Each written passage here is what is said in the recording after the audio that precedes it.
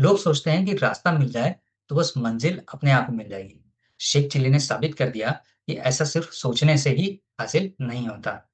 आज की मैनेजमेंट ज्ञान की कहानी में देखिए शेख चिल्ली हमें क्या सीख दे रहे हैं। नमस्ते, मैं हूं राहुल और आप देख रहे हैं मेरा रुख का मैनेजमेंट ज्ञान। एक बार शेख चिल्ली अपने गांव के बाहर तिराहे पर बनी सरिया में अपने दोस्तों के साथ बैठकर कुछ खेल रहा था। तभी वहां एक अजनबी आया और उसने शेख चिल्ली से पूछा, क्यों साहबजादे, क्या आप बताएंगे कि शेख के घर को कौन सा रास्ता जाता है? तो शेख चिल्ली बोला, माफ कीजिए, मैं समझा नहीं, क्या पूछा आपने? अजनबी बोला, यही कि शेख साहब के घर को कौन सा रास्ता जाता है? तो शेख चिल्ली बोला, जी, तीनों में से तो कोई भी रास्ता शेख साहब के घर को नहीं जाता। अजनबी बोला, क्या बात करते हो? इसके अलावा और कोई रास्ता तो नजर ही नहीं आ रहा। फिर उनके घर को कौन सा रास्ता जाएगा?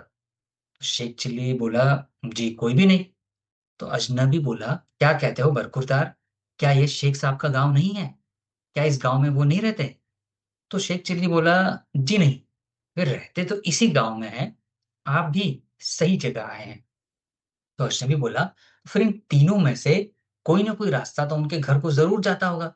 तुम जवाब क्यों नहीं देते? इस पर शेख चिल्ली ने फिर से पुराना जवाब दोहराया कि कोई भी रास्ता उनके घर को नहीं जाता, जिससे अजनबी झल्ला गया। उसे लगा कि ये शरारती लड़का मुझे तंग कर रहा है। ये सोचकर वो आगे बढ़ गया कि किसी और से पूछ लेंगे।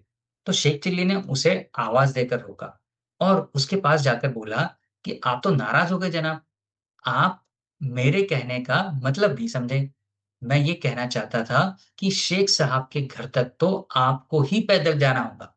ये रास्ता तो कहीं नहीं जाएगा और ना ही ये सड़क कहीं जाती है। वहीं के वहीं रहती है, जहां पर है। मैं आपको सही रास्ते से शेख साहब के घर लिए चलता हूँ। मैं उनका बेटा हूँ। इस पर अजनबी खुश होकर बोला कि अच्छा, तुम ही हो शेख चिल्ली। बड़ी गहरी और समझदारी की बातें करने लगे हो साहबजादे। इसके बाद वे उसके साथ घर को चल दिए। आगे चलकर अजनबी शेख चिल्ली का ससुर बना। दोस्तों, अगर इस कहानी के मैनेजमेंट ज्ञान पर नजर डालें तो शेख चिल्ली की बात वाकई गहरी थी। कोई रास्ता कैसे कहाँ जा सकता है? अगर जा सकता तो हम सभी किसी भी रास्ते पर जाकर खड़े हो जाते हैं और गंतव्य तक पहुंच जाते हैं। लेकिन यहां तक पहुंचने के लिए आपको चलना ही पड़ेगा। इसी प्रकार आपके जीवन का जो लक्ष्य बनाए रखा है, उसे हासिल करने के लिए भी आपको चलना ही पड़ेगा, प्रयत्न करने ही पड़ेंगे। वरना यदि आप ये सोच रहे हैं कि केवल रास्ते का पता लगाकर ही आप लक्ष्य तक पहुंच जाएंगे, तो आप गलत सोच रहे हैं। यदि ऐसा हो सकता, तो फिर कोई भी व्यक्ति अपने जीवन में कभी भी असफल नहीं होता। यानी कह सकते हैं कि असफल लोगों ने कभी चलने की कोशिश ही नहीं की। वे जहां थे, वहीं खड़े रहे। दूसरे लोग रास्तों पर आगे बढ़ते गए। ये तो हुई रास्ते की बात। इससे ही मिलती-जुलती श्रेणी में उन लोगों को भी रखा जा सकता है, जो सफलता की सीढ़ियाँ तो चढ़ना चाहते हैं, लेकिन बिना हाथ-पैर हिलाए। लेकिन मंजिल तक पहुँचने के लिए कोई चलने वाली सीढ़ी नहीं लगाई जाती। वो तो क्या कहते हैं कि उन्हें, हाँ, एस्केलेटर, जिस पर खड़े होकर आप ऊपर पहुँच जाएँ, और ना ही कोई लिफ्ट लगी होती है। जो बटन दबाते ही आपको कुछ ही क्षणों में ऊपर ले जाए। इसके लिए तो आपको प्रयास करने पड़ते हैं। लगातार बिना रुके, बिना थके आपको चलना होगा, चढ़ना होगा, तभी आप अपनी मंजिल तक पहुँच पाएँगे। वैसे भी आज के प्रतिस्पर्धी युग में जब एक लक्ष्य को पाने के लिए अनेक लोग रास्ते तलाशते रहते हैं, तब कोई शेख चिल्ली ही होगा जो आपको मंजिल तक ले जाए। वरना तो लोग आपको ऐसा रास्ता बताएँगे कि आप कोल्हू के बैल की तरह वहीं चक्कर लगाते रहेंगे, ये सोचकर कि मुकाम आता ही होगा।